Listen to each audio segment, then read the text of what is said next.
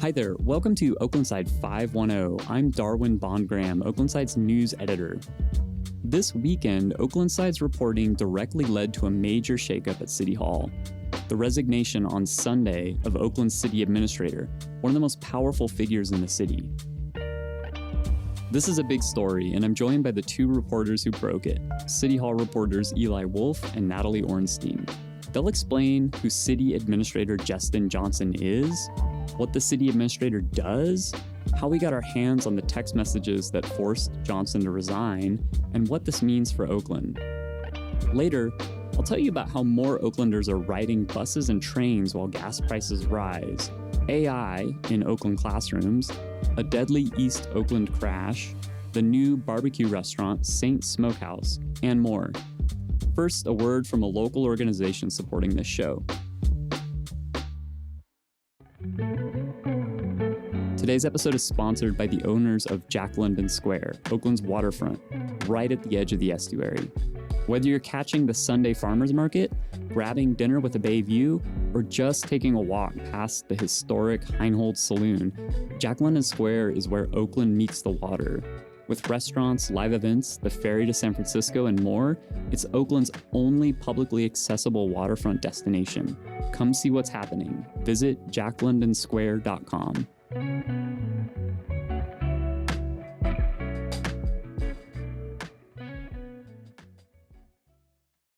Let's get into our main story on how and why Oakland's city administrator resigned over the weekend in a major shakeup and scandal at City Hall. Eli, Natalie, thanks for being here. Thanks, Darwin. Happy to be here. Before we get into the news, let's make sure people know what we're talking about. For listeners who don't follow City Hall closely, Eli, what does the city administrator actually do? The city administrator is essentially the person who runs Oakland day to day. They oversee all of the city's departments, from police and fire to parks and planning. A good way of thinking about this is the mayor sets the agenda and the vision. The city council sets policy and approves legislation, but the city administrator manages the machinery of Oakland's government. It's the most important, powerful, unelected job in the city. Almost every city staffer reports up to them, and the administrator really just reports to one person, and that's the mayor. And Natalie, Jestin Johnson had been in that role for about 3 years. Right. He was hired by Sheng Tao back in May 2023. And he actually came from the corporate sector at IBM, but he had a long background in local government in other parts of the country. He'd worked in high-ranking positions in Atlanta and Arizona, and he's a U.S. Air Force veteran. And when Mayor Lee took office last year, she kept him on. Okay, so what happened this past weekend? How did this reporting come together? Well, Mayor Lee announced Sunday morning that Johnson had resigned. His deputy assistant city administrator, Betsy Lake, is temporarily stepping into his position. Okay. Yeah, the reason is text messages that the Oaklandside found in a batch of public records released through an online city portal last week.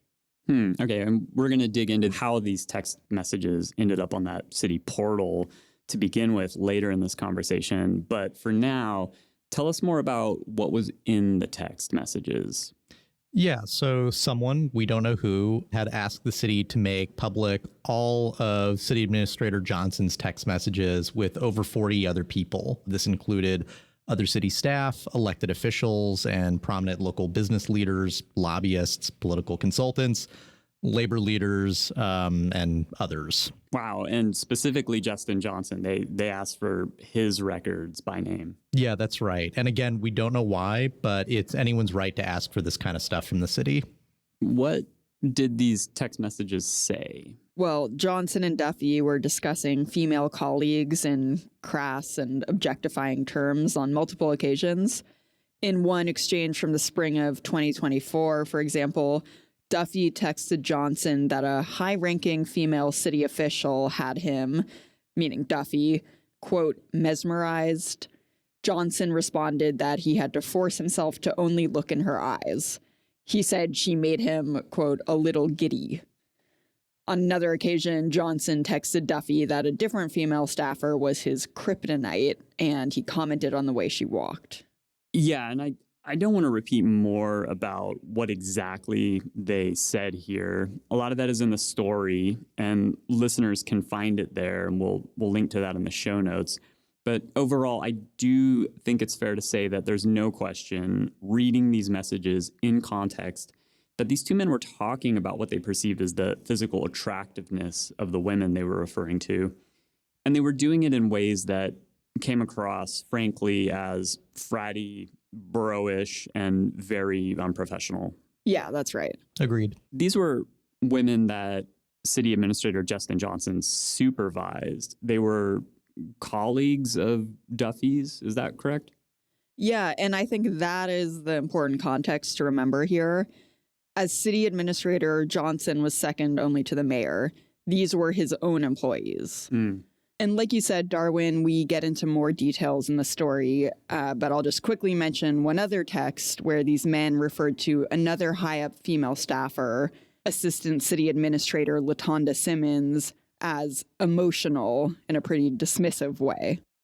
Yeah, calling a female colleague emotional, it's loaded language. I think it's widely understood as a gendered way of writing someone off or just like minimizing their contributions in the workplace.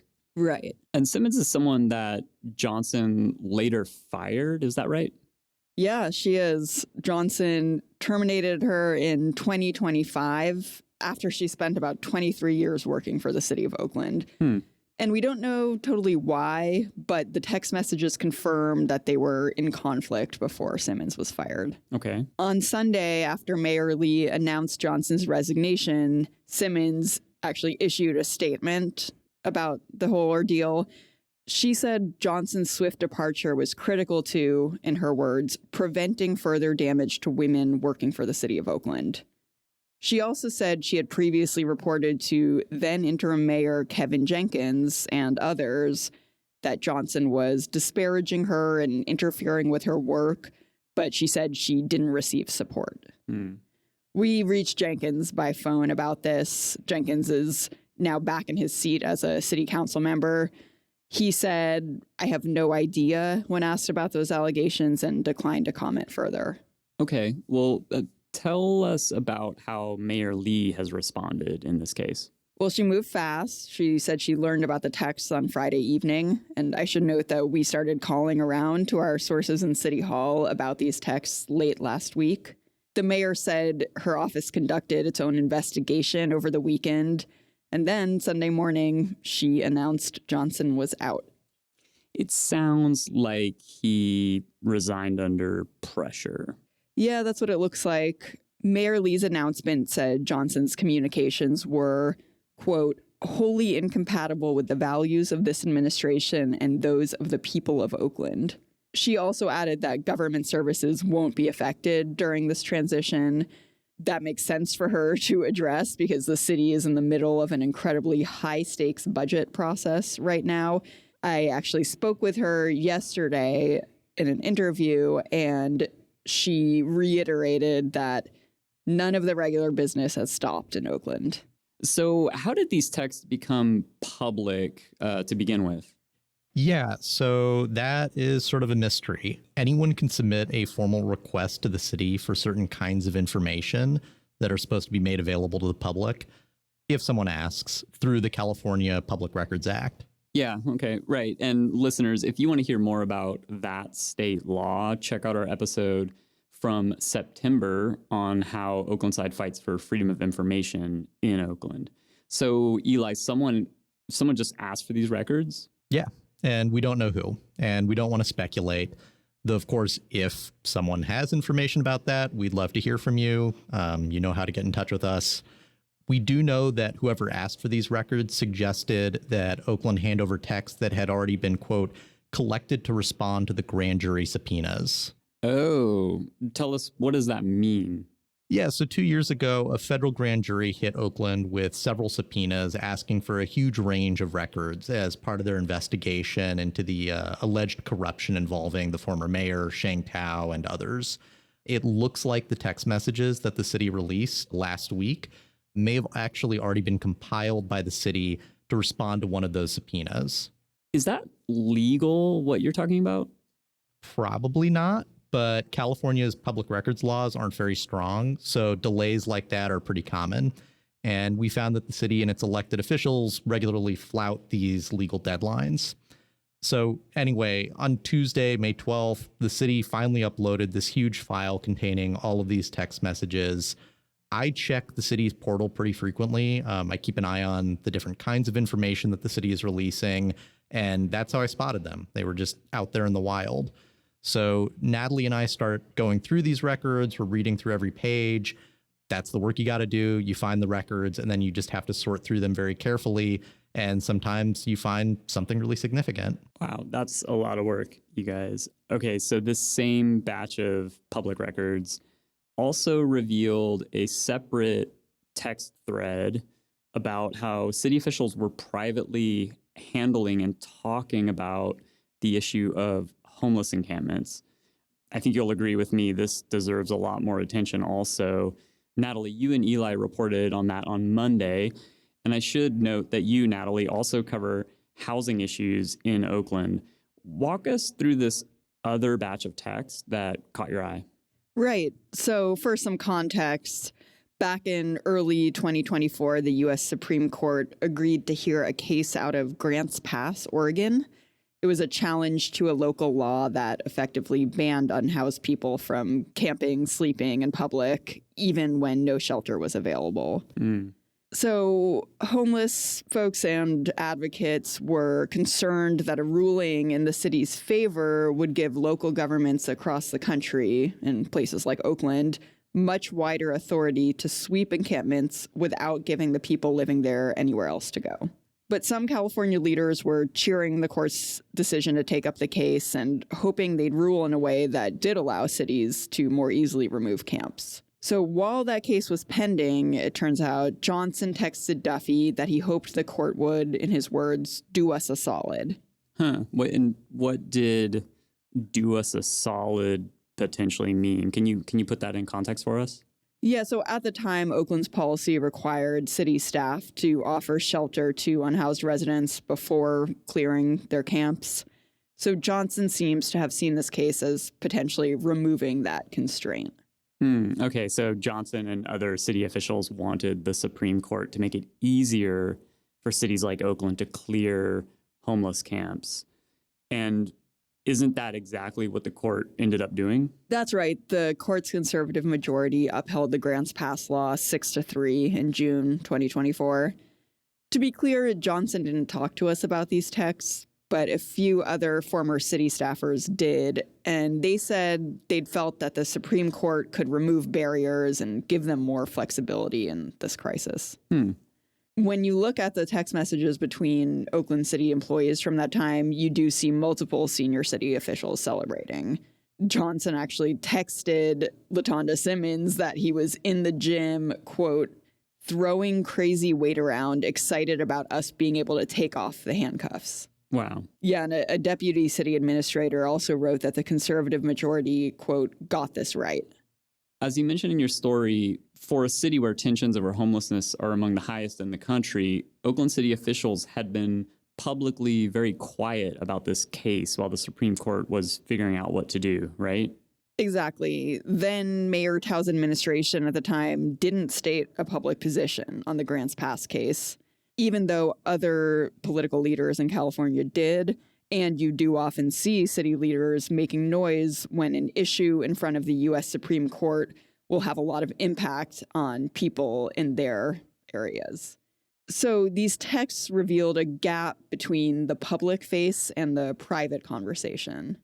And your reporting on these texts also revealed outside pressures on city officials to clear specific encampments. Yeah, pressure from developers, from business interests, and at least in one case, apparently from the governor's office. Whoa. Yeah, in late May 2024, Lee Hansen, who was Tao's chief of staff at the time, texted Johnson and Duffy saying she'd received a call from Governor Newsom's office about RVs parked near the family home of former NFL player Marshawn Lynch in North Oakland. She passed along the address and said the governor's office was requesting help resolving the situation quickly. Johnson began looking at whether the city could use an emergency closure order to address it. And a week later, Hansen followed up saying the governor's office was pinging her again. That's very interesting. And what did Governor Newsom's office say when you guys went to them and asked them about these text messages? Well, a spokesperson said they couldn't confirm the specific phone call, but she said that at the time they were regularly calling on the city of Oakland to do more on a few issues, including encampments. Duffy, for his part, told us he never felt pressure to clear a site that didn't meet the city's emergency criteria. But what the texts show is the degree to which high-level officials were paying close attention to what powerful people wanted and responding accordingly. The kind of thing we usually don't have visibility into. Right. Let's zoom out now. Eli, before all of this came to light, how was Jestin Johnson perceived? How should we think about his 3 years in the role of city administrator? Yeah, Johnson came in during a genuinely brutal stretch for the city. There have been historic budget deficits over the last few years. The city has been struggling to hire. At many points in the last 3 years, about 20% of city jobs have been vacant at any given time. Johnson oversaw layoffs and then reversals of layoffs. He navigated multiple rounds of budget cuts. He weathered a period where the mayor who hired him was indicted on corruption charges. The city administrator is an incredibly hard job under any circumstances. That said, there were things that raised questions along the way.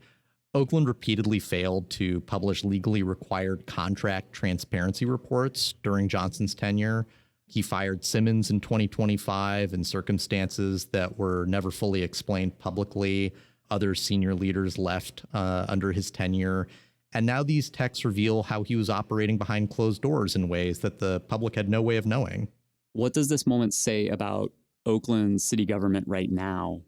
Yeah, Oakland is in the middle of its budget cycle, and it needs to make major adjustments. There's a high-stakes ballot measure that city leaders are relying on to raise millions of dollars in new revenue, and there will be an election for mayor and city council seats in the fall.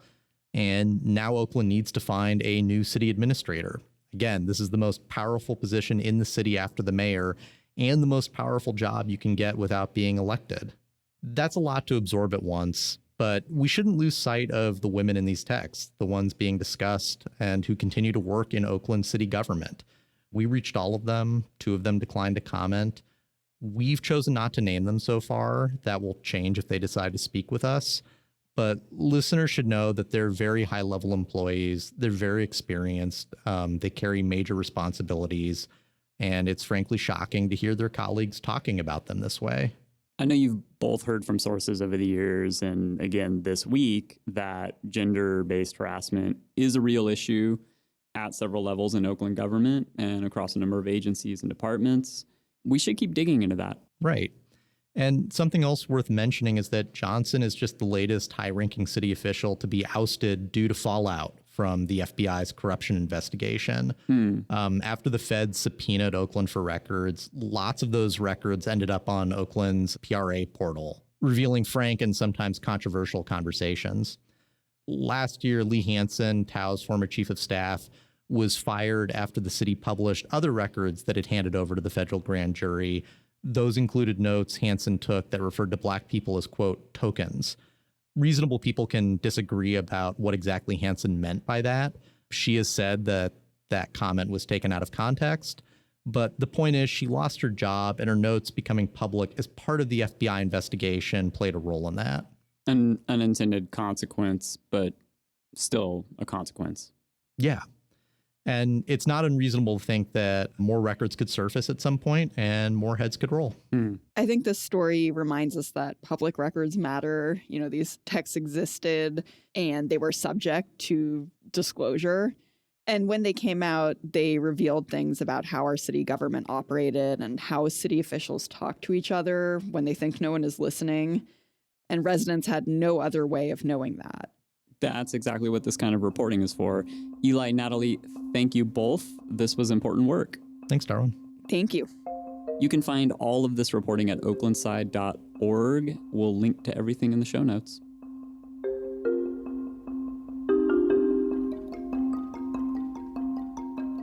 Let's get into some other recent reporting from our newsroom.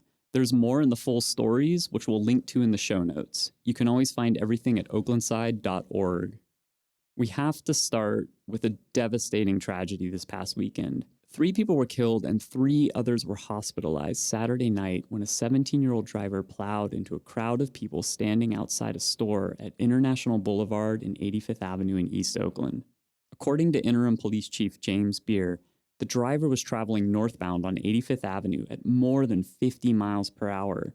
The young man tried to make a left turn onto International and hit the crowd, as well as a cyclist who was passing by on the sidewalk. Police later arrested the driver, and Chief Beer said OPD has submitted the case to the Alameda County District Attorney's Office for review. The DA said Wednesday that she is pressing charges. When the Oaklandside visited on Monday, community members had set up a makeshift memorial at the corner. Among those killed was James Robert Dixon Jr., known to friends as Frog for First Real Original Gangster. The second victim, the cyclist Miguel Sanchez, had immigrated from Mexico and ran a food truck business nearby. The third, Charles Blackman, was a Vietnam War veteran who was often seen navigating the neighborhood in a wheelchair.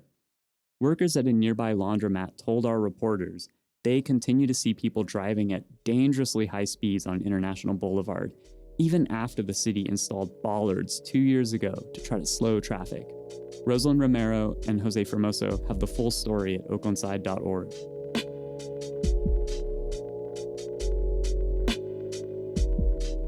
Oakland First Fridays, one of the city's most beloved monthly street festivals, is facing a funding crisis.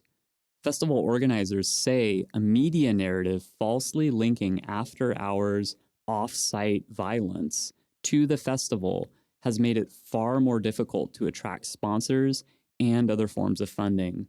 Festival coordinator Vanessa McGee points out that the festival wraps up before 10 p.m., but news coverage often falsely links violent incidents to the festival that happen hours later at different locations. Each monthly event costs tens of thousands of dollars to produce, funded through a combination of community donations, grants, company sponsors, and vendor fees. The festival has also received some in-kind city support for things like police services and fire permits, but a city grant program that had been a major funding source ended in 2024.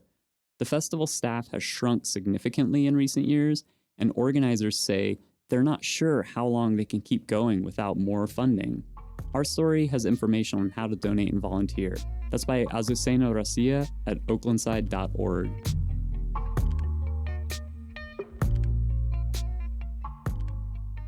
Oakland Unified is trying to get a handle on artificial intelligence in its classrooms, and unsurprisingly, it's complicated. A draft policy on AI use has been working its way through the district, but the full school board has not yet voted on it. In the meantime, teachers and students are largely on their own. The district's coordinator of instructional technology described the current situation as a wild west. Notably, the vast majority of high school students report using generative AI tools for schoolwork, according to a recent College Board study, and Oakland may not be an exception. Students told our reporters that rules vary widely by classroom, from total bans to a completely hands-off approach. Many said they felt conflicted about how much they rely on the technology and worried it was getting in the way of actual learning. Teachers are split, with some critical of the technology's potential toxic effects and others deploying it to create exams and lesson plans. The district's draft policy doesn't take a stance on whether AI should be used. It focuses instead on guardrails for those who do use it, including requirements to cite AI use in assignments and protections for student privacy. This story was reported by Cameron Williams and Elizabeth Ramos, 2 Oaklandside High School reporting fellows with Eli Wolfe. Find it at oaklandside.org.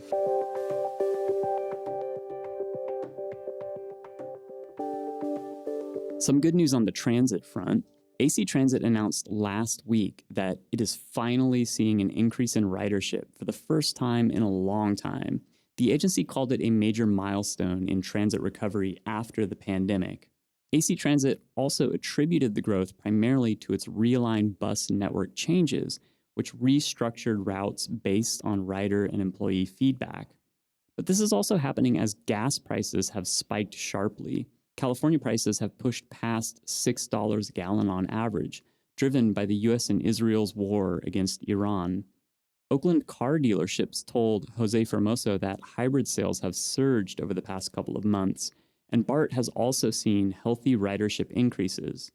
BART said it's hard to attribute that directly to gas prices alone, though ridership jumped sharply in March, the first full month of the war.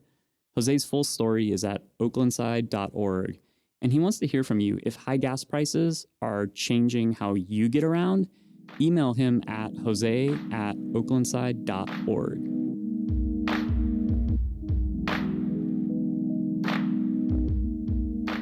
Here's a somewhat counterintuitive housing story. Oakland's Planning Commission has been canceling meetings at a striking rate. Last year, nearly half of full commission meetings were canceled, and close to 2/3 when you include committee meetings. But get this, most of the meetings were scrapped simply because there was nothing on the agenda to discuss. And according to planning commissioners and city staff, this could actually be a sign of progress. California has been pushing cities to make more building permits available over the counter, meaning developers can get approval without going through a lengthy public review. Last summer, Oakland made it much easier to build mid-size apartment buildings, so long as they meet new design standards. More planning code changes followed. Fewer public hearings, faster approvals. You end up with a planning commission with less to do. Natalie Orenstein has the full story. Link is in the show notes.